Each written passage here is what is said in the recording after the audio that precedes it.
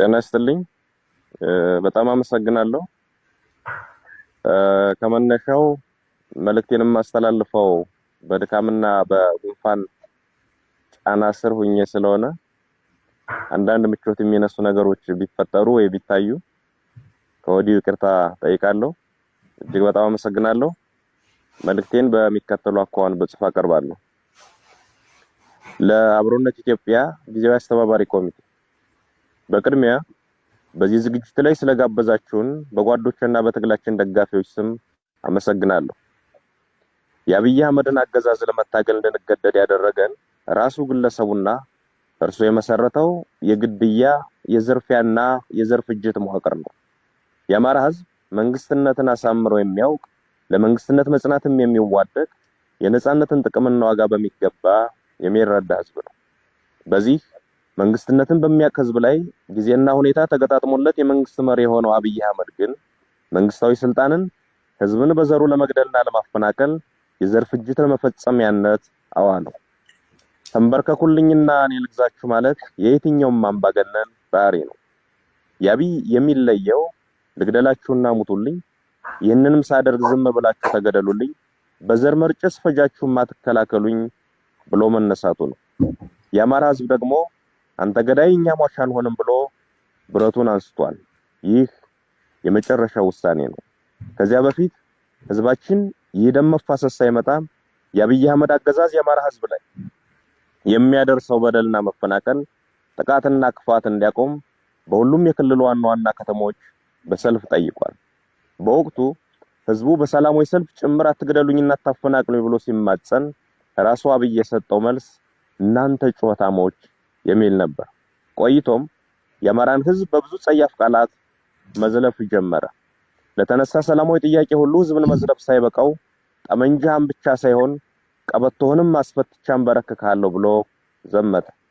ቁጭ ብለን አንሞትም ያለ ትውልድ ይህ ሰውዬና ምስለኔዎቹ እስካሉ ድረስ እረፍትም ህይወትም አይኖረኝም ብሎ ህልውናውን ለማረጋገጥ እየታገለ ይገኛል።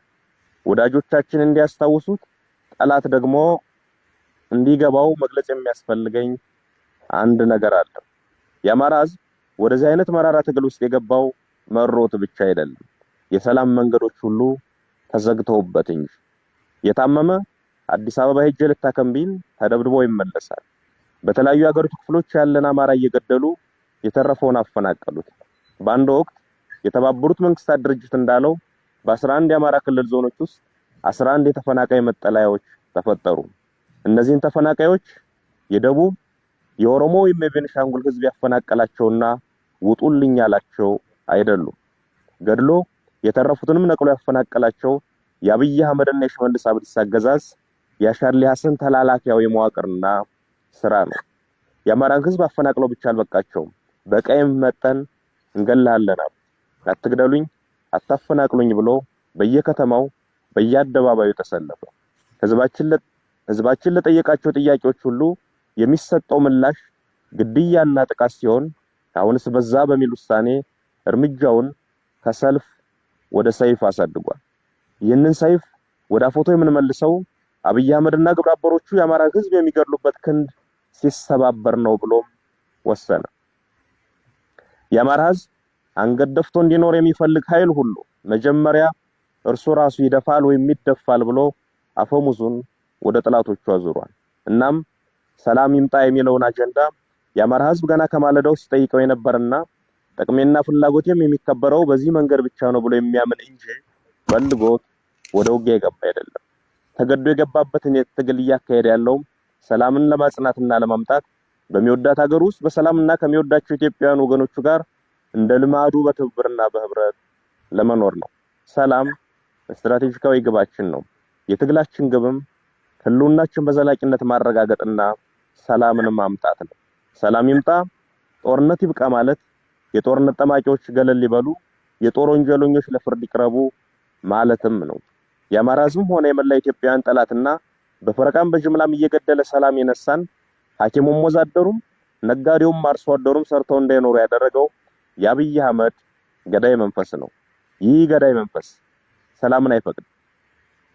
መንግስትነትና መንግስታዊ ስልጣን እጅግ ጥንቃቄ የሚፈልግና ብቃትንም ግድ የሚል ቢሆንም የአብይ ገዳይ መንፈስ ግን መንግስትነቱን ለማሳየት የሚጥረው የመግደል አቅሙን በማስፋትና በማብዛት ነው።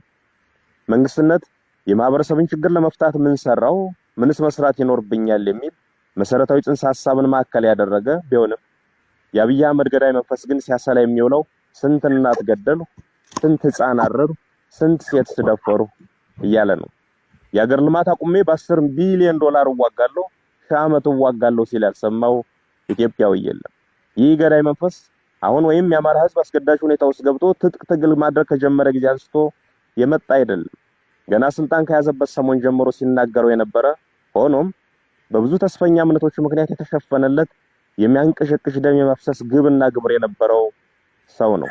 አብይ አቅም የሌለው አገር መምራት የማይችል ድውይ ሰው መሆኑን ማንኛውም ተራ ኢትዮጵያዊ የተስማማበት ወቅት ላይ እንገኛለን።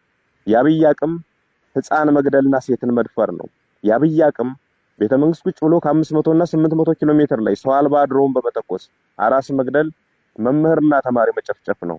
የአብይ አቅም የድሃ ልጅ እያስገደዱ ወደ ጦር ሜዳ እየላኩ መማገር ነው። አብይ 1 ግራም ፖለቲካዊ ዕውቀትና እንጥፍጣፊ ወታደራዊ ችሎታ የሌለው ሰው መሆኑን ለማወቅ ባለፉት ዓመታት ያካሄዳቸውን ጦርነቶች ኦዲት ማድረግ በቂ ነው።